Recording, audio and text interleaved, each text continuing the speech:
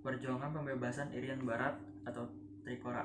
Perjuangan yang dilakukan pemerintah Indonesia demi membebaskan Irian Barat dilakukan dengan berbagai upaya, yakni dalam bentuk diplomasi, politik, ekonomi, bahkan dengan menggunakan senjata.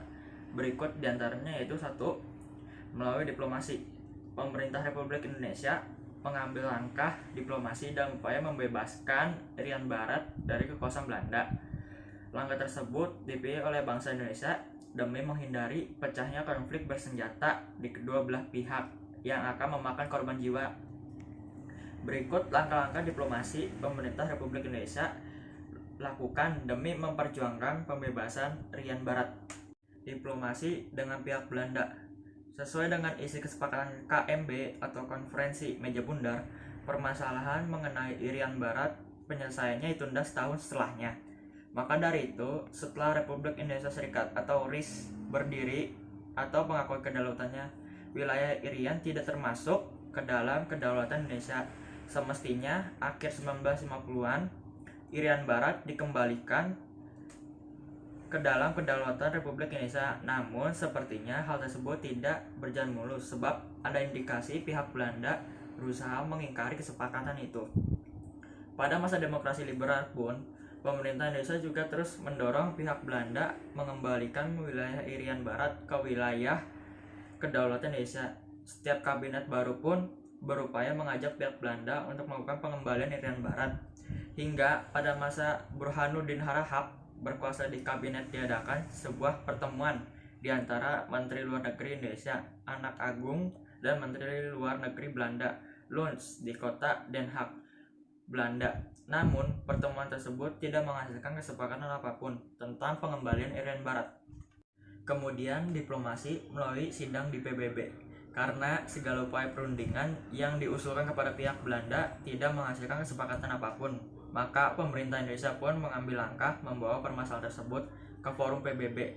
Hal ini tersebut diupayakan oleh pemerintah Indonesia sejak tahun 1953. Namun sayangnya, hingga Desember 1957, usaha pemerintah Indonesia tersebut belum mendapat respon positif sebab suara dukungan pada saat sidang umum PBB yang diperoleh kurang dari 2/3 suara keseluruhan peserta sidang. Upaya pembebasan Irian Barat juga pun dilakukan dengan membentuk pemerintah sementara di Irian Barat. Pemerintahan sementara tersebut dibentuk oleh Kabinet Ali Sutramijoyo pada saat hari jadi kemerdekaan Indonesia ke-11, yakni pada 17 Agustus 1946. Pemerintah sementara tersebut didirikan sebagai upaya mengukuhkan kedudukan Irian Barat masuk ke dalam kedaulatan Republik Indonesia. Perjuangan melalui jalur ekonomi. Selain perjuangan dengan menggunakan jalur politik, upaya perjuangan pembebasan Irian Barat pun dilakukan dengan jalur ekonomi. Pada saat sidang PBB tahun 1957, Menteri Luar Negeri Subandrio mengungkapkan akan mengupayakan cara lain. Jalan lain tersebut ialah melalui ekonomi, bukan pada perang senjata. Pada 18 November 1957, digelar rapat umum di kota Jakarta yang membahas gerakan pembebasan Irian Barat. Rapat tersebut kemudian berlanjutkan dengan aksi mogok yang dilakukan oleh kaum buruh yang bekerja pada perusahaan milik Belanda pada 2 Desember 1957. Hal tersebut hanya permulaan. Setelah itu berlanjut upaya penyitaan aset serta modal milik berbagai perusahaan Belanda. Tadinya penyitaan tersebut hanya spontan dilakukan, namun kemudian pemerintah mengatur hal tersebut dalam peraturan pemerintah nomor 23 tahun 1958. Berikut diantaranya perusahaan milik Belanda yang disita pemerintah Indonesia. 1. Nederland Handelsmaatschap, kemudian berubah nama menjadi Bank Dagang Negara.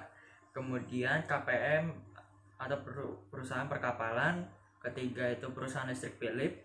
Keempat itu perusahaan perkebunan. Demi mendukung gerakan pembebasan Irian Barat serta mengobarkan semangat nasionalisme juga menguatkan persatuan rakyat Indonesia, maka dibentuklah Front Nasional Pembebasan Irian Barat atau FNPBIB pada 10 Februari 1998. 2. Yaitu melalui militer. Setelah beberapa upaya sebelumnya mengalami kegagalan, akhirnya dengan semangat untuk memperjuangkan pembebasan Irian Barat, pemerintah pun mencari upaya lain. Upaya tersebut ialah perjuangan dengan senjata. Berikut diantaranya yaitu: 1. Operasi Trikora. Belanda yang menyatakan jika wilayah Irian Barat termasuk ke dalam wilayah Belanda dan menjadi bagian dari Nederland, dan Belanda menyebut Irian Barat dengan Nederland New Guinea atau Papua New Guinea. Hal tersebut membuat pemerintah Indonesia dan kemudian memutuskan secara sepihak hubungan diplomatik dengan pihak Belanda pada 17 Agustus 1950. Selanjutnya digunakan cara-cara militer untuk melakukan upaya pembebasan Irian Barat. Pemerintah Indonesia mendapat suplai senjata dengan membeli dari negara Uni Soviet dan juga dukungan politik dari beberapa negara, misalnya India, Pakistan, Australia, Selandia Baru, Thailand, Inggris, Jerman Barat, dan juga Prancis. Belanda pun juga mengantisipasi serangan dari Indonesia sekitar April 1961. Dibentuk Dewan Papua oleh Belanda yang memiliki tugas menyelenggarakan penentuan nasib rakyat Irian Barat sendiri dengan melakukan beberapa langkah berikut. 1. Menjadikan Papua negara boneka yang memiliki bendera serta lagu kebangsaan negara sendiri. 2. Mendatangkan kapal induk Kardorman yang merupakan kapal perang Belanda yang berjaga di perairan Irian. Ketiga, menambah pasukan demi memperkuat angkatan perang Belanda di Irian Barat.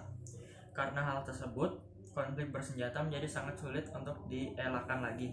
Menanggapi hal tersebut, pada 19 Desember 1961 diadakan rapat umum di Yogyakarta. Dalam rapat tersebut, Presiden Soekarno pun merencanakan sebuah Trikomando Rakyat atau Trikora. Berikut diantaranya isi Trikora, yaitu 1. Gagalkan upaya pembentukan negara Papua. 2. Mengibarkan bendera pusaka merah putih di tanah Irian Barat. 3. Bersiap untuk mobilisasi umum demi mempertahankan kemerdekaan dan kesatuan tanah air. Operasi Komando Mandala. Menindaklanjuti dari rancangan operasi Trikora tersebut, Presiden Soekarno sebagai Panglima tertinggi ABRI atau Angkatan Bersenjata Republik Indonesia kemudian membentuk sebuah Komando Mandala pembebasan Irian Barat. Pada saat itu, Presiden Soekarno menunjuk Mayor Jenderal Soeharto menjadi Kepala Komando Mandala yang resmi dibentuk pada 1 Januari 1962. Komando Mandala bermarkas di Makassar dan memiliki tugas untuk melaksanakan Trikora demi membebaskan Irian Barat. Berikut langkah-langkah yang diambil diantaranya: 1. Merencanakan operasi militer. 2. Mempersiapkan operasi militer. 3. Melaksanakan operasi militer. 4. Mengobservasi situasi dan juga kondisi militer di wilayah Irian Barat. Pada Maret hingga Agustus 1962, persiapan dimulai dengan melakukan pendaratan pasukan yang terdiri dari anggota ABRI, juga sukarelawan dari laut dan udara.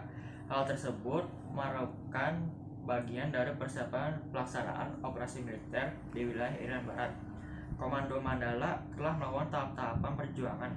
Berikut operasi dalam upaya mendukung pembebasan Irian Barat. 1. Operasi Benteng di Kaimana dan Pakpak. Kedua, operasi Serigala di Teminabuan dan juga di Sorong. 3. Operasi Naga di Merauke. 4. Operasi Jatayu di Sorong, Merauke, dan juga Kaimana.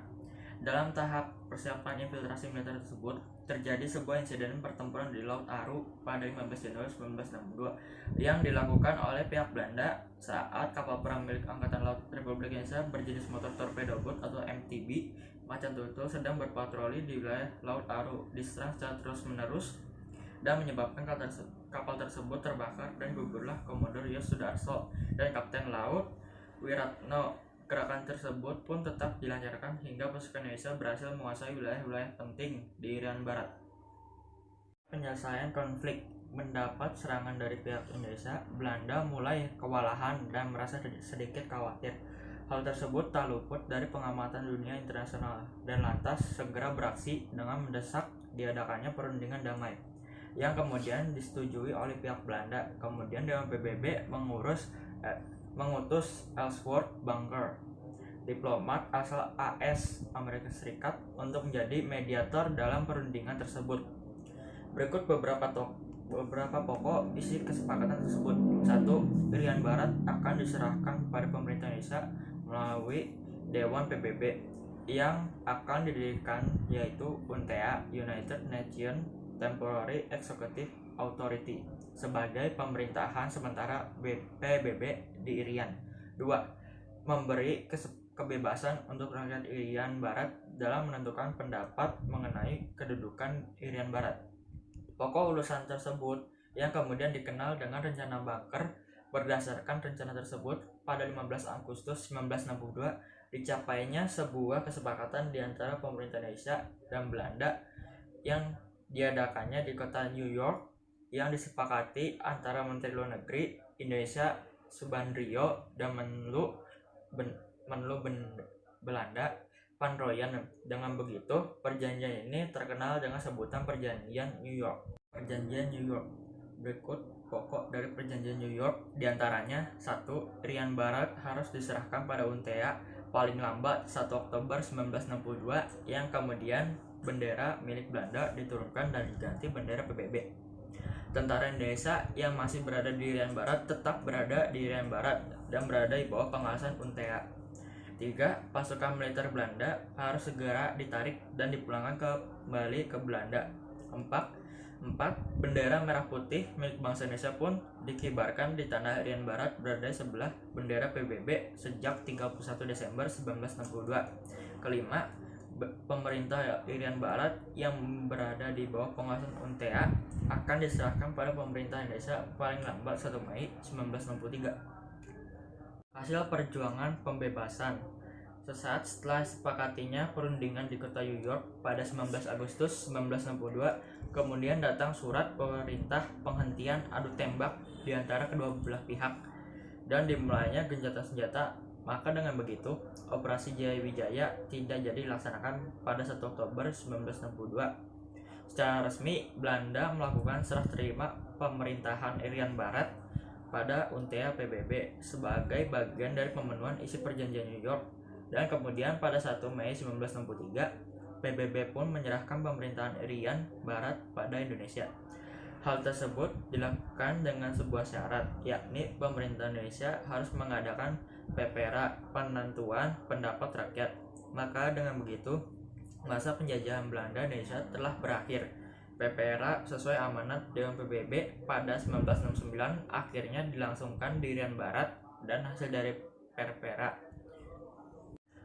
dari PPRA membuka jalan persahabatan Republik Indonesia dan Belanda. Lebih-lebih setelah tahun 1969, hubungan RI dan Belanda sangat akrab dan banyak sekali bantuan dari Belanda kepada Indonesia. Akhirnya, Sidang Umum PBB menyetujui hasil PPRA ini sehingga Irian Barat tetap menjadi bagian Republik Indonesia. Pelaksanaan penentuan pendapat rakyat PPRA. 1. Isinya yaitu tahap 1, 24 Maret 1969, konsultasi dengan dewan-dewan kabupaten di Jayapura mengenai tata cara penyelenggaraan PPRA. Kedua, tahap 2, yaitu Maret sampai Juni 1969, pemilihan anggota PPRA dengan terpilihnya 1026 anggota dari 8 provinsi yang terdiri dari 983 pria dan 43 wanita. Yang tahap 3 yaitu 14 Juli 1969 sampai 4 Agustus 1969. Pelaksanakan PPRA di setiap kabupaten di Irian Barat yang hasilnya menunjukkan bahwa rakyat Irian Barat ingin tetap bersatu dengan Republik Indonesia.